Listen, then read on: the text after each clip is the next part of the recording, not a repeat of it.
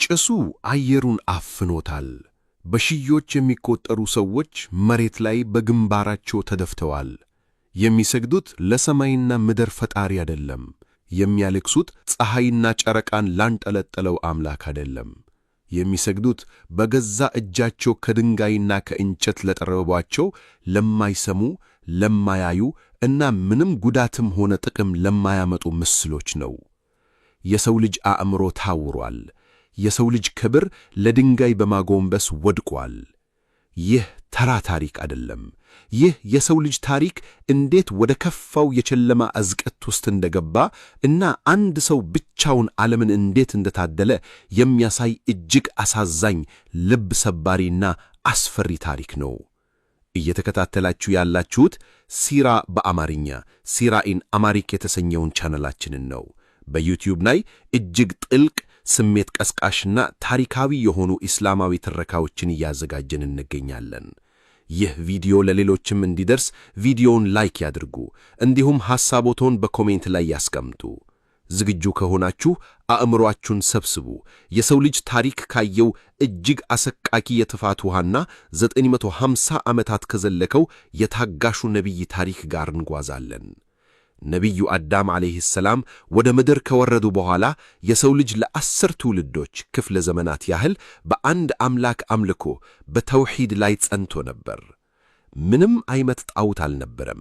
ማጋራት የሚባል ነገር አይታወቅም ነበር። የሰው ልጆች በሙሉ አላህን ብቻ ያመልኩ ነበር። ነገር ግን የሰው ልጅ ዘለዓለማዊ ጠላት የሆነው ሸይጣን ኢብሊስ የሰውን ዘር ለማጥፋትና ወደ ገሃነም ይዞ ለመግባት ሌሊትና ቀን ይሠራ ነበር። ሸይጣን የሰውን ልጅ በአንድ ቀን ወደ ጣዖት አምልኮ አላስገባውም። ጥፋት የሚጀምረው ቀስ በቀስ እንደ ማር በጣፈጠ ልብ በሚሰርቅ የውሸት ምክር ነው። በዛን ንጹሕ ዘመን 5 እጅግ ደጋግ አላህን ፈሪ የሆኑ ሕዝቡ በጣም የሚያከብራቸውና የሚወዳቸው ሰዎች ነበሩ። ስሞቻቸውም በቁርአን እንደተጠቀሰው ወድ፣ ሱዓዕ፣ የጉት፣ የዑቅ እና ነስር ይባሉ ነበር። እነዚህ 5 ደጋግ ሰዎች አላህ በከደራቸው ጊዜ ሞቱ። ሕዝቡ በሞታቸው እጅግ በጣም አዘነ። በከባድ ሐዘን ልባቸው ተሰበረ። እነዚያን መልካም አስተማሪዎቻቸውን ማጣት አልቻሉም።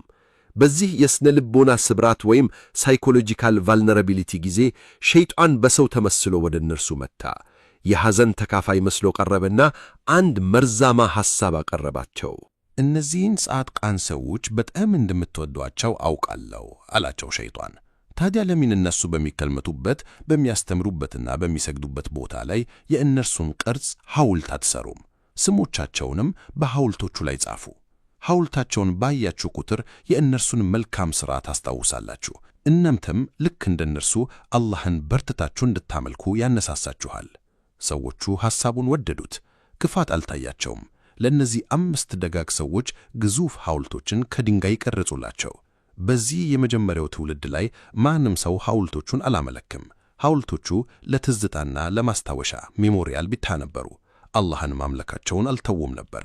ነገር ግን የሸይጣን ትዕግሥት የረዘመ ነው። ዓመታት ነጎዱ። ያ ሐውልቱን ያቆመው የመጀመሪያው ትውልድ አለቀ፣ ሞተ። ዕውቀትም አብሮ ተቀበረ። የአባቶቹን ታሪክ በደንብ የማያውቅ አዲስ ትውልድ መጣ። በዚህ ጊዜ ሸይጣን እንደገና ብቅ አለ። ለአዲሱ ትውልድ የረቀቀና የመጨረሻውን የክህደት ውሸት አቀረበላቸው። አባቶቻችሁ እነዚህን ግዙፍ ምስሎች ለምን እንዳቆሙ ታውቃላችሁን? አላቸው።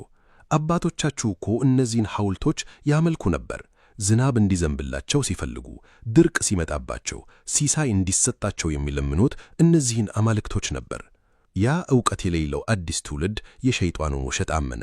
በሰው ልጅ ታሪክ ውስጥ ለመጀመሪያ ጊዜ የሰው ልጅ በገዛ እጁ ለጠረበው ድንጋይ ግንባሩን መሬት ላይ ደፍቶ መስገድ ጀመረ። የተውሂድ ብርሃን ሙሉ በሙሉ ጠፋ።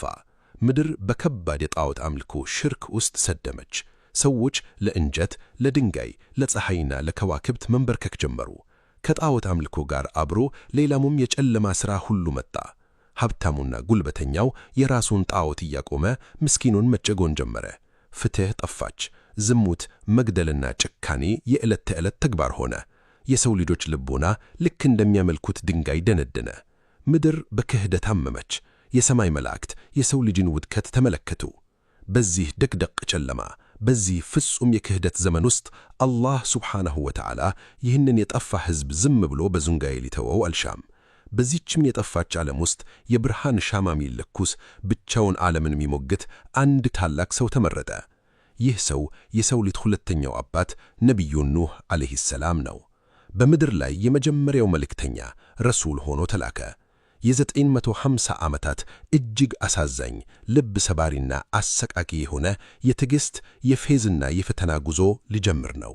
የነቢይነት ብርሃን በኑህ ዓለይሂ ሰላም ልብ ውስጥ በራ። አላህ ሱብሓነሁ ወተዓላ ኑህን ዓለይሂ ሰላም መረጠው። ትልኮ ግልጽ ነበር። በድንጋይና በእንጨት ፍቅር የታወረውን ሕዝብ ወደ ፈጣሪው ወደ አላህ አምልኮ መመለስ። ኑህ ዓለይሂ ሰላም ወደ ሕዝቡ ወጣ። ሰይፍ አልመዘዘንም፣ ጦርነት አላወጀም፣ ኃይል አልተጠቀመም። በአንደበቱ የነበረው ርኅራሄ፣ በልቡ የነበረው ፍቅር እና በአእምሮ የነበረው ጠንካራ የሎጂክ የምክንያት ክርክር ብቻ ነበር። ወገኖቼ ሆይ አለ ኑህ ድምፁ በተሰበሰበው ሕዝብ መሃል እያስተጋባ፣ አላህን ብቻ ተገዙ፣ ከእርሱ ሌላ ምንም አምላክ የላችሁም። እኔ በእናንተ ላይ የታላቁን ቀን ቅጣት እንዳያገኛችሁ እፈራላችኋለሁ። ሕዝቡ ቆሞ አዳመደው። እነዚያ በሥልጣን የሰከሩት፣ ሀብት ያሳወራቸው እና ሕዝቡን የሚጨቁኑት መሪዎች ወይም መኳንንት የኑህን ዓለይሂ ሰላም ጥሪ ሲሰሙ ፊታቸው ተለወጠ። እነሱ የሚያመልኩት ጣዖት ለድሆች መጭገምቆንያ መሣሪያቸው ነበር። ጣዖታቱ ሀብት ሰጡን እያሉ ሕዝቡን ያጣልሉ ነበር። ኑህ ዓለይሂ ሰላም አንድ አምላክ ብቻ ነው ያለው ሲል የእነርሱ የብዝብዝና የጭኮና ሥርዓት አደጋ ላይ መውደቁን ተረዱ። ስለዚህ ከኑህ ዓለይሂ ሰላም ጋር ቀጥታ የሆነ የጥላቻና የንቀት ጦርነት ጀመሩ። የመጀመሪያው መልሳቸው የኑህን ዓለይሂ ሰላም ነቢይነት እና የሰውነት ክብር ዝቅ ማድረግ ነበር። አንተ እኮ ልክ እንደኛው ጠራ ሰው በሸር ነህ አሉት መኳንንቱ። እንዴት አላህ አንተን መርጦ ይልካል? መላእክትን ለምን አላከም? ኑህ ዓለይሂ ሰላም በትዕግሥት መለሰ። እኔ መላእክ ነኝ አላልኩም። አላህ ከመካከላችሁ የራሳችሁን ቋንቋ የሚናገር ስሜታችሁን የሚረዳ ሰው አስጠናቂ አድርጎ ቢልክላችሁ ለምን ይደንቃቸዋል? መኳንንቱ ይህንን ሎጂክ ማሸነፍ ሲያቅታቸው ወደ ሁለተኛውና እጅግ አሳዛኙ የክፋት ክርክራቸው ተሻገሩ። ተከታዮቹን አማኞቹን ማዋረድ ጀመሩ። የኑህን ጥሪ ተቀብለው አላህን ያመኑት ሰዎች እነማን ነበሩ? ከተማዋ ሀብታሞች አልነበሩም፣ ፖለቲከኞች አልነበሩም። ያመኑት በህብረተሰቡ የተገፉት ምስኪኖቹ፣ ድሆቹና ምንም ሥልጣን የሌላቸው ደካማ ሙስተድአፊን የሆኑ ሰዎች ነበሩ። የኑህን የፍትሕና የተውሂድ ጥሪ ለእነዚህ የተጨቆኑ ሰዎች ነጻነትና ተስፋ ነበር። መኳንንቱ ኑህን እንዲህ ብለው ተሳለቁበት። እኛ መሪዎቹና ታላላቆቹ ሆረን አንተን እንድንከተልህ ትፈልጋለህን? አንተን የተከተሉህ እኮ እነዚያ ከእኛ መሃል እጅግ ዝቅተኞች፣ አቅመቢቾች እና የዋሆች ምንም ዕውቀት የሌላቸው ድሆች ብቻ ናቸው። ከዚያም አንድ አሰቃሪ ቅድመ ሁኔታ አስቀመጡለት። እኛ ወደ አንተ እንድንመጣና እንድናምንልህ ከፈለክ እነዚህን ምስኪንና ደካማ አማኞች ከዙሪያህ አባራቸው። እኛ ሀብታሞቹ ከእነዚህ ቆሻሻ ድሆች ጋር በአንድ ቦታ አንቀመጥም። እስኪ ይህንን የክፋትና የትዕቢት ጥግ አስቡት። የሰው ልጅ ክብር በገንዘብና በሥልጣን ብቻ በሚለካበት ማኅበረሰብ ውስጥ ኑህ ዓለይሂ ሰላም ይህንን የክፍል ልዩነት ክላስ ዲቫይድ እንዴት ይጋፈጠዋል? የኑህ ዓለይሂ ሰላም ምላሽ የነቢያትን ሁሉ ልዕልናና የአላህን ፍትሕ የሚያሳይ ታላቅ ቃል ነበር። እኔ እነዚያን ምስኪኖቹን ያመኑትን ሰዎች በፍጹም አላባርርም፣ አላርቃቸውም አለ ኑህ፣ ድምፁ በተስፋና በእርግጠኝነት ተሞልቶ። እነርሱ ጌታቸውን አገኘዎች፣ የአላህን ራሕመት የሚያገኙ ናቸው። እኔ ግን እናንተን የማታውቁ የምትሳሳቱ ሕዝቦች ሆናችሁ አያቸዋለሁ። በዚህ ጊዜ መኳንንቱ ጆሮአቸውን ደፈኑ። ኑህን ለማዳመጥ ፈቃደኛ አልሆኑም። ኑህ ዓለይሂ ሰላም ግን ተስፋ አልቆረጠም። በየገበያው እየሄደ ሰበከ፣ በየቤታቸው እያንኳኳ ለመነ። ሰዎች በተሰበሰቡበት አደባባይ እየወጣ እባካችሁ አላህ የሰጣችሁን ጸጋ አስቡ፣ ሰማይና ምድርን ፈጣሪ አምልኩ እያለ ተማጸነ። ነገር ግን የሕዝቡ ምላሽ ከጊዜ ወደ ጊዜ እየከፋ መጣ። ኑህ ሲመጣ ሲያዩ ጆሮአቸው ውስጥ ጣቶቻቸውን ይወጡ ጀመር። ንግግሩን እንዳይሰሙ፣ ልብሶቻቸውን በጭንቅላታቸው ላይ ይጠመጥሙ ነበር። ጀርባቸውን አዞሮ ይሄዳሉ፣ ይትፉበታል። ይህ ግን ለ1 ዓመት ወይም ለ10 ዓመት የተፈጠረ ፈተና አልነበረም። ይህ የትዕግሥት የለቅሶና የፌዝ ጉዞ የሰው ልጅ አእምሮ ሊሸከመው የማይችለውን ያህል ለዘመናት የሚቀጥል የሥነ ልቦና ሥቃይ ሊሆን ነው። ጊዜው እየነጎደ ነው። ትውልዶች እየተቀያየሩ ናቸው። የሰው ልጅ አእምሮ ጊዜን የመረዳት አቅም ውስን ነው። አንድ ሰው ለ10 ዓመታት በተመሳሳይ ችግር ውስጥ ቢቆይ ተስፋ ይቆርጣል፣ አእምሮ ይረበሻል። ለምን ይህን ያህል ጊዜ ቆየው ብሎ ፈጣሪውን ያማርራል። የሰው ልጅ ዕድሜ አጭር፣ ትዕግሥቱም ስስ ነው። ነገር ግን የነቢዩ ኑህ ዓለይሂ ሰላም ትዕግሥት የሰው ልጅ ታሪክ ካስተናገዳቸው እጅግ አስደናቂና አስደንጋጭ ክስተቶች አንዱ ነው። ቁርአን ይህንን የትዕግሥት ጊዜ ሲገልጸው ኑህንም ወደ ሕዝቦቹ በእርግጥ ላክ ነው፣ በእነርሱም ውስጥ ከ1000 ዓመት 50 ዓመት ሲጎል 950 ዓመታት ቆየ። 950 ዓመታት፣ ይህ ማለት ወደ 10 ክፍለ ዘመናት ሴንቸሪዝ ይጠጋል። እስኪ ይህንን በአእምሮአችሁ ስሉት። ኑህ ዓለይሂ ሰላም ለ950 ዓመታት ያህል በየቀኑ ጠዋት ይነሳል፣ ወደ ሕዝቡ ይወጣል፣ አላህን አምልኩ ይላል። ምሽት ላይ ሲመለስ ማንም አላመነለትም። በማግስቱ እንደገና ይወጣል። ምስጢራዊ በሆነ መንገድ በድብቅ ሰዎችን ያናግራል። አደባባይ ላይ በግልጽ ይጣራል። ሌሊትና ቀን ሳይለይ ይለምናል። አንድ ትውልድ ይመጣል። ኑህን ዓለይሂ ሰላም ያፌዝበታል። ያ ትውልድ ያረጅና ይሞታል። አዲስ ትውልድ ይወለዳል። ያ አዲሱ ትውልድ ሲያድግ አባቶቹ ኑህን ዓለይሂ ሰላም ሲሳደቡ እያየ ያድግና አዲሱ ትውልድም በተራው ኑህን ያፌዝበታል። አባት በሞት አፋፍ ላይ ሆኖ ለልጁ የሚሰጠው የመጨረሻ ኑዛዜ ምን ነበር?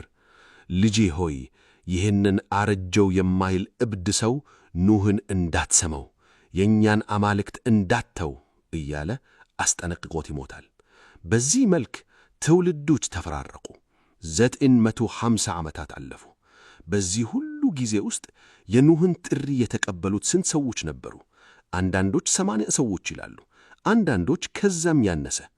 ከ950 ዓመታት ልፋት፣ ጩኸት፣ እምባ እና ለቅሶ በኋላ ያመኑት ጥቂት ምስኪኖች ብቻ ነበሩ።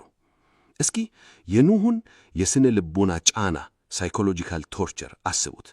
በየቀኑ መሳለቂያ መሆን፣ በየቀኑ በድንጋይ መወገር፣ ሰዎች ሲያዩት ፊታቸውን ማዞር። ይህ ሁሉ ስቃይ ሳያንሰው የኑህን ዓለይሂ ሰላም ትልቁ ሕመም እና የልብ ስብራት የነበረው ከውጭ ባሉ ሰዎች አልነበረም። የልብ ስብራቱ የነበረው የገዛ ቤት ውስጥ ነበር።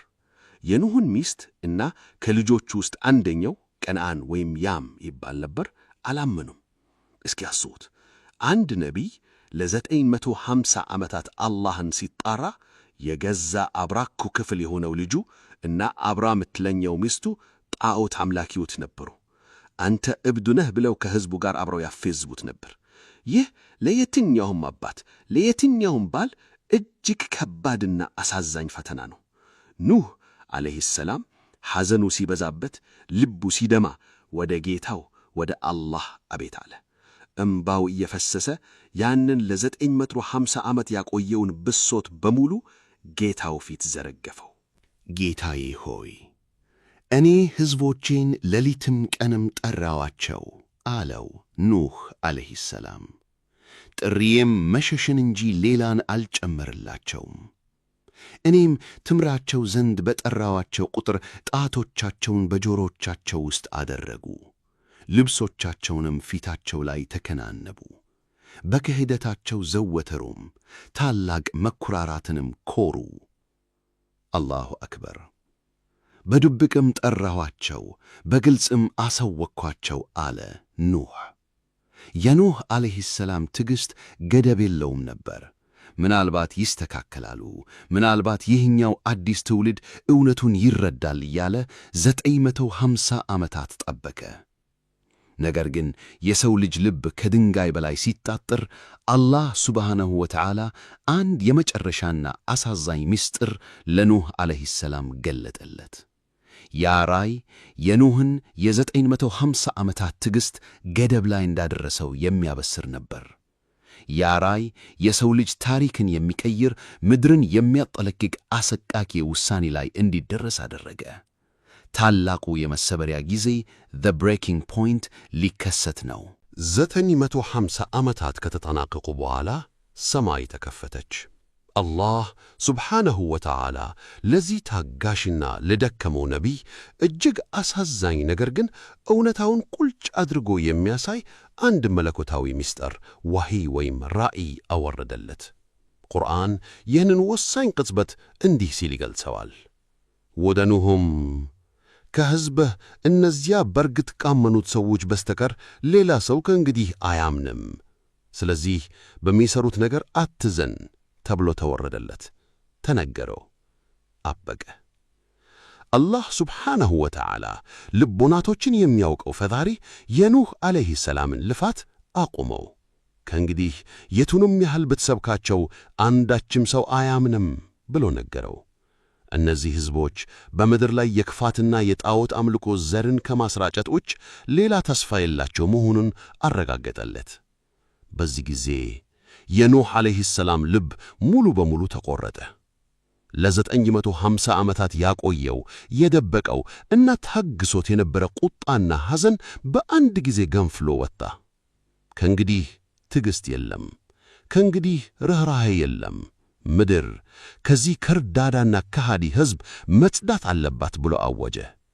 ኑህ ዓለይሂ ሰላም እጆቹን ወደ ሰማይ አንስቶ የሰው ልጅ ታሪክ ካስተናደዳቸው እጅግ አስፈሪ መሬትን የሚያንቀጠቅጥ እና አጠቃላይ የጥፋት አዋጅ የሆነውን ዱዓ አደረገ። ጌታዬ ሆይ አለ ኑህ፣ ድምፁ በከባድ ቁጣና በጽናት ተሞልቶ፣ ከከሃዲያን በምድር ላይ አንዲትንም ነዋሪ ቤት አትራፊን አታትርፍ። አላሁ አክበር! አንዲትንም ነዋሪ አታትርፍ። ይህ ማለት አጠቃላይና ፍጹም የሆነ የዘር ማጥፋት ጸሎት ነበር። ኑህ ዓለይሂ ሰላም ይህንን ዱዓ ለምን እንዳደረገ ለአላህ ሲያስረዳው እንዲህ አለ። አንተ እነርሱን ብትተዋቸው ባሮችን ያጠማሉ፣ ያሳስታሉ፣ ከሃዲና ዓመፀኛን እንጂ ሌላ ልጅን አይወልዱምና። አዎ የኑህ ዓለይሂ ሰላም ሎጂክ ግልጽ ነበር። አላህ ራሱ ማንም አያምንም ብሎት የለ። ስለዚህ እነዚህ ሰዎች በምድር ላይ ከቆዩ የሚወልዱት ልጅም ከሃዲና ዓመፀኛ ሆኖ ነው የሚያድገው። የምድርን ንጽሕና ያበላሹታል። እነዚያን ጥቂት አማኞችም ከምድረ ገጽ ያጠፏቸዋል። ስለዚህ ምድርን ከስሯ ነቅሎ ማጽዳት ግዴታ ነበር። የኑህ ዓለይሂ ሰላም ዱዓ ሰማያትን ሰንጥቆ የአላህ ዙፋን ላይ ደረሰ። አላህ ሱብሓነሁ ወተዓላ ይህንን ዱዓ ተቀበለው።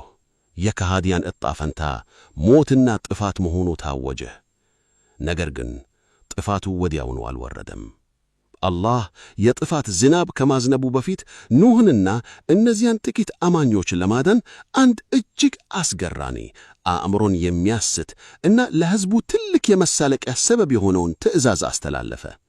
በዐይናችን በትእዛዛችን መርከብን ሥራ አለው አላህ። መርከብን ሥራ። ይህ ትእዛዝ በዘመናችን ቢሆን ቀላል ሊመስል ይችላል። ነገር ግን ኑህ ዓለይሂ ሰላም የኖረው ከባህር እጅግ ርቆ በደረቅ መሬት ላይ በረሃ ወይም የየብስ አካባቢ ላይ ነበር። በዚህ አካባቢ ባህር የለም፣ ሐይቅ የለም፣ ግዙፍ ወንዝ የለም። ኑህ ዓለይሂ ሰላም ዛት እየቆረጠ ጣውላ እያዘጋጀ በደረቅ መሬት መሃል አንዳችም ውሃ በሌለበት ስፍራ እጅግ ግዙፍ የሆነ መርከብ ታቦት ወይም አርክ መግናት ጀመረ። ይህች መርከብ ተራ ጀልባ አልነበረችም። ቁርአን ዛቲል አልዋሒ ወዱሱር ይላታል። በብዙ ዘገባዎች መሠረት 3 ፎሎች ያሏታት፣ ጣሯ ተከደነች፣ አራዊትን፣ አእዋፍን እና የሰው ልጅን መሸከም የምትችል ግዙፍ መርከብ ነበረች። እስኪ ይህንን ትዕይንት ሲኔማቲክ ሲን በዐይነ ሕሊናችሁ ተመልከቱት። በደረቅ አሻሽ መሃል አንድ ዕድሜው የገባ ነቢይ መዶቻና ሚስማር ይዞ መርከብ እየገና ነው። የከተማዋ መኳንንት እነዚያ ሀብታሞችና ከሃዲያን በኑህ ዓለይሂ ሰላም አጠገብ ሲያልፉ ያዩትን ነገር ማመን አቃታቸው። ኑህ አብደዋል ብለው መሳቅና ማሾፍ ጀመሩ። የመሳለቂያው ጥግ እዚህ ላይ ነበር። አንተ ኑህ እስተ ዛሬ ነቢይ ነኝ ስትለን አልነበረም እንዴ? ዛሬ ደግሞ አናጺ ሆንክብን። ውሃ በሌለበት በረሃ ላይ መርከብህን በአሻሽ ላይ ልትነዳው ነውን? እላሉ ይዘበቱበት ነበር። ቁርአን ይህንን አሳዛኝ ክስተት ሲገልጸው መርከቢቱንም ይሠራል፣ የሕዝቦቹ መኳንንቱም በእርሱ ላይ ባለፉ ቁጥር በእርሱ ይሳለቁበታል። ኑህ ግን ፌዛቸው አልበገረውም። አሁን እሱ የጌታውን ቃል ሰምቷል። በጽንዓት በእርግጠኝነት እና በመረጋጋት እንዲህ የሚል ታሪካዊ ምላሽ ሰጣቸው። በእኛ ብትሳለቁ፣ ዛሬ ብትስቁብን፣ እኛም ነገ እንደምትሳለቁት በእናንተ ላይ በርግጥ እንሳለቃለን። አዋራጅ ቅጣት ለማን እንደሚመታበት እና ዘውትራዊ የማይቋረጥ ቅጣትም በማን ላይ እንደሚወርድበት ወደፊት ታውቃላችሁ። ኑህ ዓለይሂ ሰላም መርከቧን ገነባ፣ ጨረሰ። መርከቢቱ በደረቁ መሬት ላይ ጥፋቱንና የአላህን ትእዛዝ እየጠበቀች ቆመች። የጥፋቱ ሰዓት መቼ ነው? መቼ ነው ውሃው የሚመታው? አላህ ሱብሓነሁ ወተዓላ ለኑህ ዓለይሂ ሰላም አንድ እጅግ እንድጋ ማንም ያላሰበው የምልክት ሳይን ሰጥተው። ይህ ምልክት ሲታይ ታላቁ የጥፋት ውሃ መጀመራውን ያበስራል። የምድሪቱ እሳት የጥፋት ውሃን የምትጠራበት አስደናቂ ሰዓት ደረሰ። የአላህ ሱብሓነሁ ወተዓላ ትእዛዝ ደረሰ። ለኑህ ዓለይሂ ሰላም የተሰጠው የጥፋቱ መጀመሪያ ምልክት ሳይን ከሰማይ የሚወርድ ደመና አልነበረም። ከባህር የሚነሳ ማዕበልም አልነበረም። ምልክቱ እጅግ አስገራሚና እንግዳ የሆነ የተፈጥሮ ክስተት ነበር። ትእዛዛችን በመጣና ተኑር የዳቦ መጋገሪያ ምድጃ በፈለቀ ጊዜ። ተኑር ማለት ሰዎች እሳት የሚያነዱበት፣ ዳቦ ወይም እንጀራ የሚጋገሩበት የምድር ውስጥ ምድጃ ነው። አስቡት፣ እሳት የሚነዱበት የዳቦ መጋገሪያ በድንገት በከፍተኛ ኃይል ውሃን ማመንጨት ጀመረ። እሳቱ ጠፍቶ ውሃው እንደ ምንጭ መንተክተክ ጀመረ። ይህ የተፈጥሮውን ሕግ የሻረ ታላቅ የአላህ ምልክት ነበር። ኑህ ዓለይሂ ሰላም ይህንን ምልክት ሲያይ የጥፋቱ ውሃ መጀመሩን አረጋገጠ። ሰዓቱ ደረሰ። አላህ ሱብሓነሁ ወተዓላ ኑህን ዓለይሂ ሰላም አዘዘው። በውስጧ በመርከቢቱ ውስጥ ከሁሉም ከፍጥረታት ሁለት ወንድ እና ሴት ጫን። እንዲሁም ቃል ያለፈባቸው ሲቀሩ ቤተሰቦችህንም ያመንን ሰው ሁሉ ጫን። ኑህ ዓለይሂ ሰላም በፍጥነት ወደ ሥራ ገባ። በዚህ ጊዜ ሌላ ታላቅ የመለኮታዊ ተአምር መከሰት ጀመረ። ከየት መጡ ሳይባሉ ከጫካው፣ ከበረሃው፣ ከተራራው የተለያዩ እንስሳት አንበሳው፣ ዝልሆን፣ በጎች፣ ወፍሮች፣ ነፍሳት በየምድባቸው ወንድና ሴት ጥንድ ጥንድ እየሆኑ ወደ ኑህ መርከብ በሰልፍ ይመጡ ጀመር። የዱር አራዊትና የቤት እንስሳት በሰላም ያለምንም ግጭት ወደ መርከቧ ገቡ። ከዚያም ኑህ ዓለይሂ ሰላም እነዚያን ለ950 ዓመታት አብረውት የጸኑት ችግርና ስድብ የተቀበሉት ጥቂት አማኞች ወደ መርከቧ አስገባቸው። ቢስሚላህ መጅራሃ ወሙርሳሃ፣ በአላህ ስም መጓዟም መቆሟም ይሁን፣ ጌታዬ በርግጥ መሐሪ አዛኝ ነውና እያለ ወደ መርከቧ አስገባቸው። በዚህ መሃል የሰው ልጆች ከሃዲያኑ ይህንን የጭነት ግርግር ያዩ ነበር።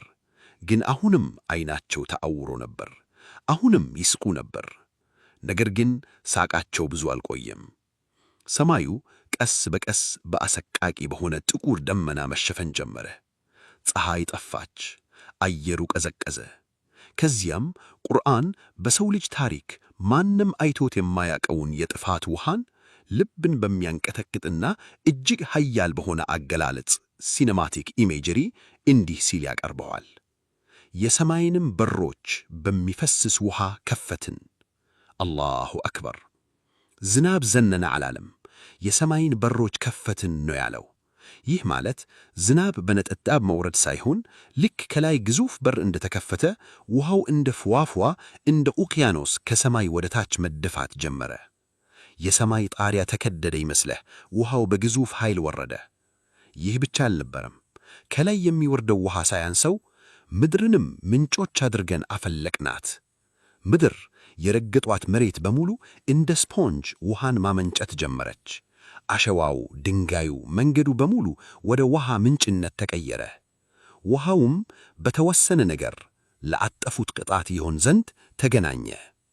የሰማዩ ውሃና የምድሪቱ ውሃ በአንድ ላይ ተገናኙ። ዓለም ወደ አንድ ግዙፍ ጥቁርና አሰቃቂ የውሃ ገሃነምነት ተቀየረ።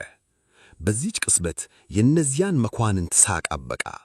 ፍርሃትና ሽብር ከተማዋን ዋጧት። ሰዎች ከየቤታቸው እየጮኹ ይወጣሉ። ውሃው ከየት መጣ እያሉ ይንገዳገዳሉ። ውሃው የሰው ልጆችን ቁርጭምት፣ ከዚያም ጉልበት፣ ከዚያም ወገብ አልፎ ቤቶችን ማጥለቅለቅ ጀመረ። ሰዎች ሕፃናት ልጆቻቸውን አቅፈው ወደ ከፍታ ቦታዎች፣ ወደ ዛቶችና ወደ ኮረብቶች መሮጥ ጀመሩ። ያቺ በበረሃ መሃል የነበረችው የኑህ መርከብ ግን ውሃው ሲሞላ ከመሬት ተነስታ በግዙፍ ማዕበሎች መሃል መዋኘት፣ መንሳፈፍ ጀመረች። እርሷም በተራራ የሚያህሉ ማዕበሎች ውስጥ ይዛቸው ትጓዛለች።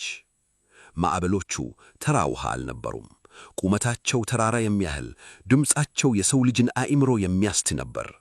በዚች አሰቃቂ የሞትና የጥፋት ማዕበል መሃል የሰው ልጅ ልብ የሚሰብረው እጅግ አሳዛኙና እምባን የሚያመጣው የታሪክ ክስተት በኑህ ዓለይሂ ሰላምና በገዛ ልጁ መካከል ሊፈጸም ነው። ማዕበሉ እንደ ተራራ ይላተማል። የሰዎች ጩኸት፣ የእንስሳት ለቅሶ እና የውሃው አሰቃቂ ድምፅ ተደባልቆ አየሩን ሞልቶታል። ምድር ሙሉ በሙሉ በውሃ እየተዋጠች ነው። በዚህ እጅግ አስፈሪ ሞት መሃል የኑህ ዓለይሂ ሰላም መርከብ በአላህ ጥበቃ በተራራ የሚያህሉ ማዕበሎች ላይ ትንሳፈፋለች። ኑህ ዓለይሂ ሰላም በመርከቧ ጠርዝ ላይ ቆሞ እየጠፋ ያለውን ሕዝቡን ይመለከታል። በድንገት ዐይኖቹ አንድ ነገር ላይ አረፉ። ልቡ ተሰነጠቀ፣ አንጀቱ ተላወሰ። ከመርከቧ ራቅ ብሎ በማዕበሉ መሃል እጅና እግሩን እያማታ ውሃው እንዳይወስደው እየታገለ ወደ አንድ ከፍ ያለ ተራራ ወይም ኮረብታ ለመውጣት የሚሞክር አንድ ወጣት አየ። ይህ ወጣት የገዛ አብራኩ ክፋይ ልጁ ከነዓን ነበር። አስቡት፣ አባት ነው። ነቢይ ቢሆንም አባት ነው። የገዛ ልጁ በሞት ውሃ ውስጥ ሲሰጥም ማየት ለየትኛውም የሰው ልጅ ሊቋቋመው የማይችል ሕመም ነው። ኑህ ዓለይሂ ሰላም የአባትነት ፍቅሩ አሸንፎት ከመርከቧ ላይ ሆኖ ድምፁን ከፍ አድርጎ በሐዘንና በእንባ ወደ ልጁ ጮኸ። ያ ቡነያ፣ ልጄ ሆይ ኢርከብ መዓና፣ ከእኛ ጋር በመርከቢቱ ተሳፈር። ወላ ተኩን መዓል ካፊሪን፣ ከከሃዲያንም ጋር አትሁን። እስኪ የዚህን ጥሪ ስሜት አስቡት። ልጄ ሆይ የ950 ዓመታት ምክሬን አልሰማኸኝም፣ ግን አሁን ውሃው ሊውጥህ ነው። እባክህ ነፍስህን አድን፣ አምነህ ወደ እኔና እያለ ነው የጮኸው። ነገር ግን ልጁ ከነዓን አሁንም በሞት አፋፍ ላይ ሆኖም ያ የክህደት፣ የትዕቢት፣ የድንቁርና መንፈስ አልተለየውም ነበር። የአባቱን እምነት፣ የአባቱን መርከብ አሁንም ናቀ። አላህ የሚያመጣውን ቅጣት በተፈጥሮ ወይም በተራራ ጉልበት ማምለጥ የሚችል መስሎት ያንን ታሪካዊና የትዕቢት ምላሽ ለአባቱ መለሰለት። ሰአዊ ኢላ ጀበሊን ያዕሲሙኒ ሚነል ማእ፣ ከውሃው ወደሚጠብቀኝ ወይም ወደሚያድኘኝ ተራራ እጠጋለሁ ወይም እወጣለሁ። ልጁ አሰበ፣ ይህ ውሃ ተራ ጎርፍ ነው። ተራራው ጫፍ ላይ ከወጣው ውሃው እኔ ጋር አይደርስም። የድሮ አባቶቼ አምላክ ወይም ጣዖቶቼ ያድኑኛል ብሎ እምቢ አለ። ኑህ ዓለይሂ ሰላም ይህንን ሲሰማ ልጁን እንደማያድነው አወቀ። የጥፋቱ ውሃ ተራ የዝናብ ውሃ እንዳልሆነ ያውቃል። ስለዚህ የመጨረሻውን ማስጠንቀቂያ በሐዘን ተናገረ። ላ አሲመል የውማ ሚን አምሪላሂ ኢላ መን ረሒም፣ ዛሬ ከአላህ ትእዛዝ ወይም ከጥፋቱ ውሃ አላህ ያዘነለት ሰው ቢሆን እንጂ ምንም አዳኝ የለም።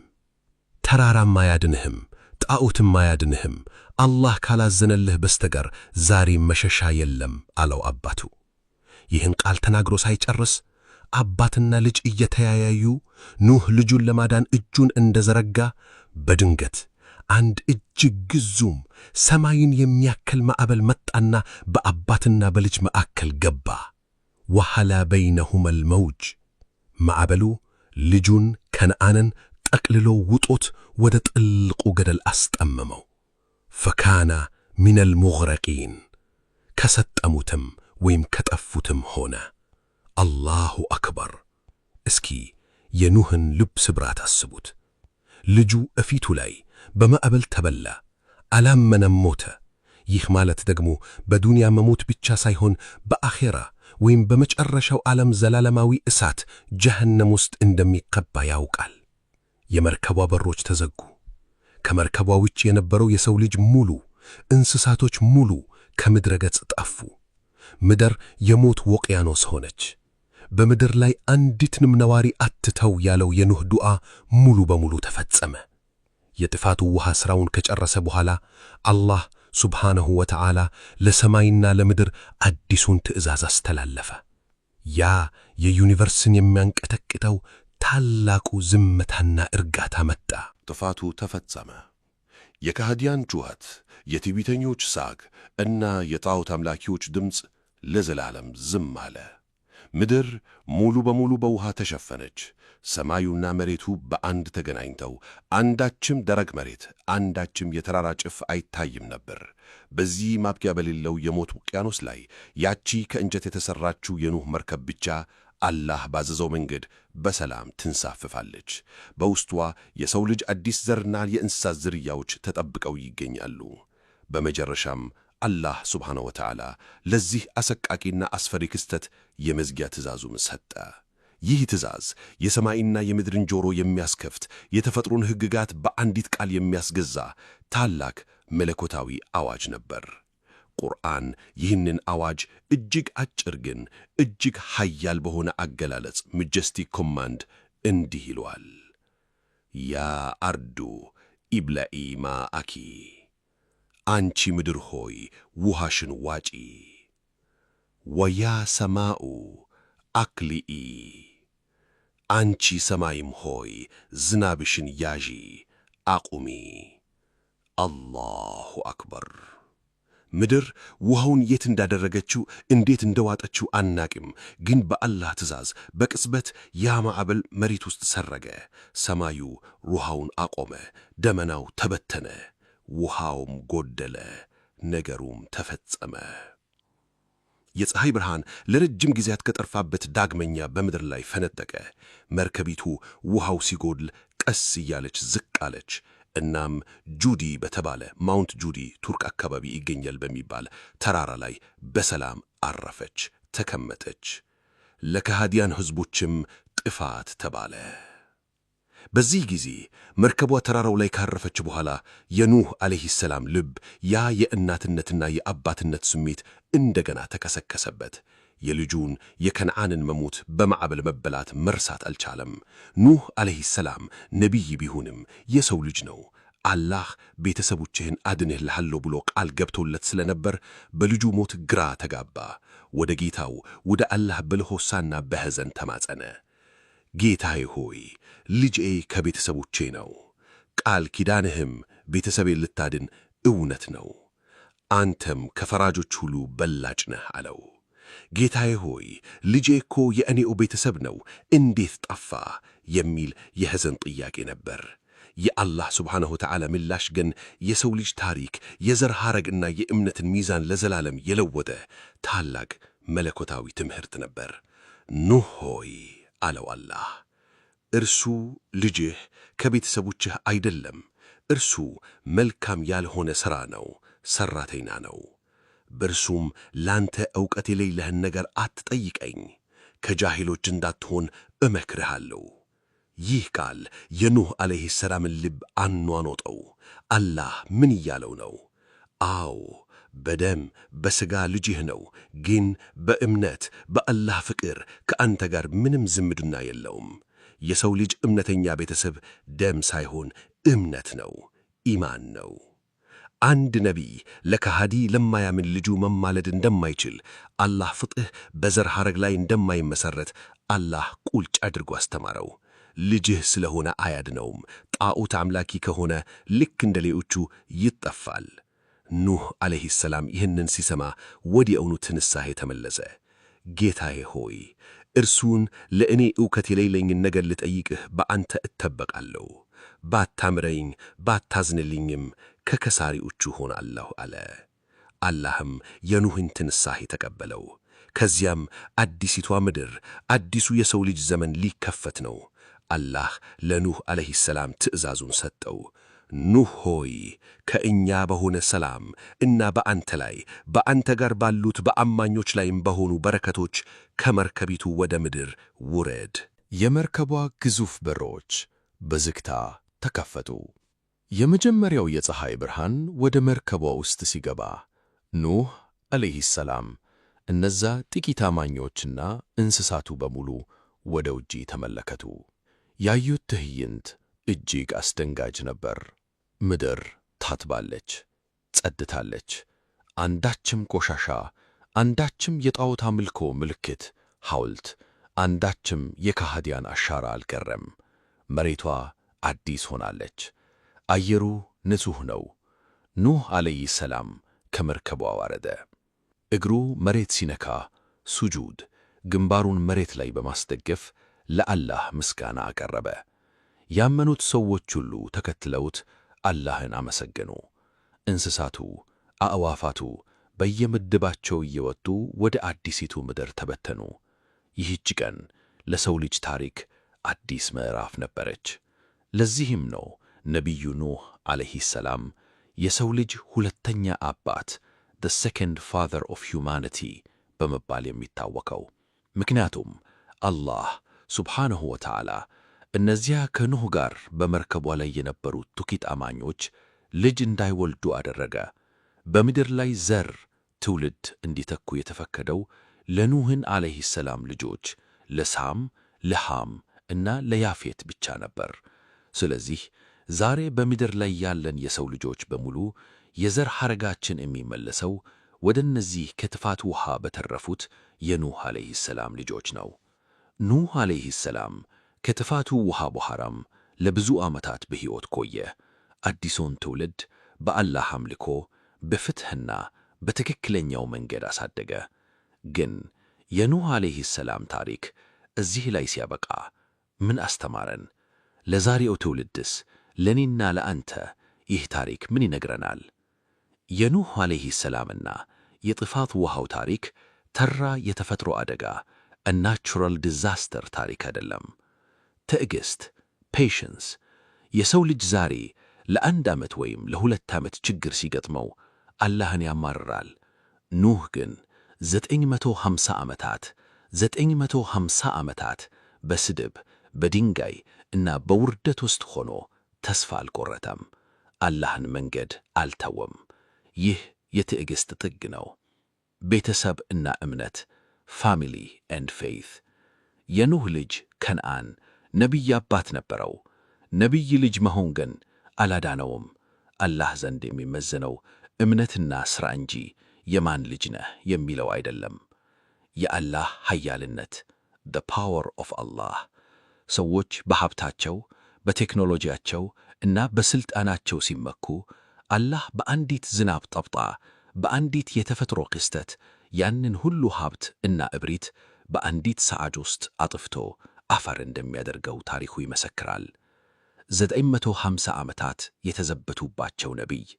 የነቢዩ ኑህ ጥፋት ውሃ ታሪክ ይህንን ይመስል ነበር።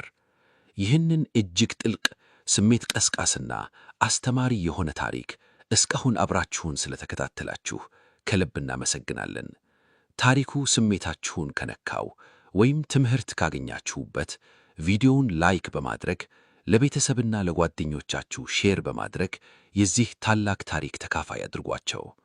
በቀጣይ የትኛውን ታሪክ ወይም የነቢያትና የሰሃባዎች የሕይወት ውጣ ውረድ እንድንሠራ እንደምትፈልጉ ሐሳባችሁን በኮሜንት ላይ ጻፉልን። እንደዚህ አይነት ጥራት ያሉ ልብ የሚነኩና ዕውቀት የሚያስጨብጡ እስልምናዊ ታሪኮች በተከታታይ እንዲደርሳችሁ ቻናላችንን ሰብስክራይብ ማድረግውን እንዳትረሱ። ይህ ሲራ በአማርኛ ሲራ ኢን አምሃሪክ ቻናል ነው። በቀጣይ የታሪክ ጉዞአችን በሌላ ድንቅ ትረካ እስክንገናኝ ድረስ የአላህ ሰላም እዝነትና በረከት ከሁላችንም ጋር ይሁን። ወሰላሙ ዓለይኩም ወረሕመቱላሂ ወበረካቱ።